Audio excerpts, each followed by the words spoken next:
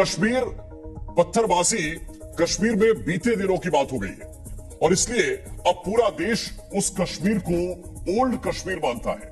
नए कश्मीर में पत्थरबाजी बंद है, लेकिन अब उत्तराखंड पुराने कश्मीर की तरह बनता जा रहा है। स्थिति ऐसी हो गई है कि वहां पर हिंदुओं को बाहरियों के खिलाफ आवाज उठानी पड़ रही है और आवाज उठाने वालों पर पत्थर भी चल रहे हैं। इन घटनाओं के बाद अब काली सेना के प्रमुख ने दावा किया है कि उत्तराखंड 1990 के पहले का कश्मीर बनता जा रहा है।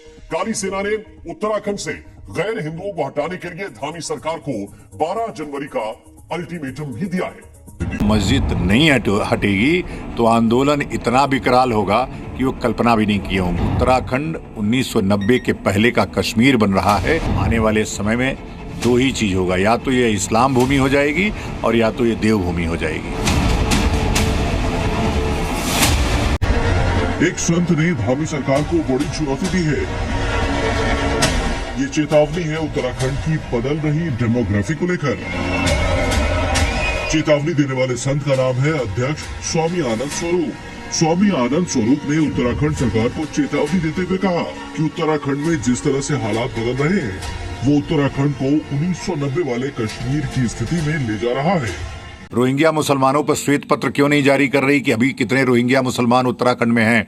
मैं उस भयावहता से उत्तराखंड की जनता को अवगत करा रहा हूं कि उत्तराखंड 1990 के पहले का कश्मीर बन रहा है।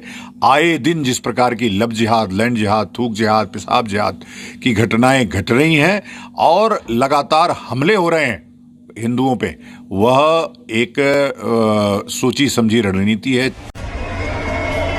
काली सेना के अध्यक्ष आनंद स्वरूप का यह गुस्सा पिछले दिनों उत्तरकाशी में हिंदू जनाक्रोश रैली पर बरसाए गए पत्थर को लेकर है। पिछले दिनों उत्तरकाशी में एक मस्जिद के खिलाफ हिंदू संगठनों ने रैली निकाली थी। आरोप लगा था कि उस रैली में किसी ने पत्थर फेंके, जिसके बाद भगदड़ मची और पुलिस ने लाठीचार्ज किया था। हिंदू संगठनों का दावा है कि मस्जिद अवैध है, लेकिन प्रशासन इसे वैध बताता रहा है। इसके बाद काली सेना के अध्यक्ष ने रुद्रप्रयाग और चमोली में मुस्लिमों के खिलाफ हुए आंदोलन का भी मुद्दा उठाया। आनंद स्वरूप ने उत्तराखंड से मुस्लिमों को बाहर निकालने के लिए धामी सरकार से मांग की है।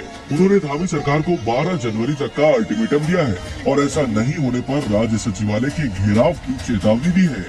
आंदोलन हम करेंगे और लगभग लाखों लोग आकर के देहरादून के सचिवालय को घेरने का काम करेंगे। और भाई मैं तो इतना लंबा समय दे रहा हूं उनको, इसमें ड्राफ्टिंग हो जाए, इसमें उसकी तैयारी हो जाए और कोई एक अनोखा केस नहीं है। काली सेना के संस्थापक अध्यक्ष स्वामी आनंद स्वरूप यूपी के बलिया जिले के रहने वाले हैं, लेकिन उन्होंने काली सेना का गठन केरल में धर्म परिवर्तन को रोकने के लिए किया था। फिलहाल वो हरिद्वार में है। सनातन धर्म के संस्थापक अध्यक्ष स्वामी आनंद स्वरूप के मुताबिक काली सेना का गठन सनातन धर्म के प्रचार प्रसार, धर्मांतरण रोकने, लव जिहाद और लैंड जिहाद को रोकने के लिए किया गया। काली सेना उत्तराखंड ही नहीं उत्तर प्रदेश में भी सक्रिय हो रही है। 2027 में होने वाले यूपी विधानसभा चुनाव में लड़ने की तैयारी कर रही है। आनंद स्वरूप उत्तराखंड की तुलना कश्मीर से क्यों कर रहे हैं, उसे समझने के लिए उत्तराखंड की डेमोग्राफी समझनी पड़ेगी। साल 2001 में उत्तराखंड में 85% हिंदू थे और 12% मुस्लिम थे। साल 2011 में हिंदू की आबादी घटकर 83% हो गई, जबकि मुस्लिम बढ़कर 14% पर पहुंच गए। ये सिर्फ 2011 तक का आंकड़ा है। 2024 में ये संख्या कहीं ज्यादा होगी। मतलब पहाड़ पर मुस्लिमों की आबादी तेजी से बढ़ी है और इसी वजह से पिछले कुछ सालों में पहाड़ पर मुसलमानों के खिलाफ 2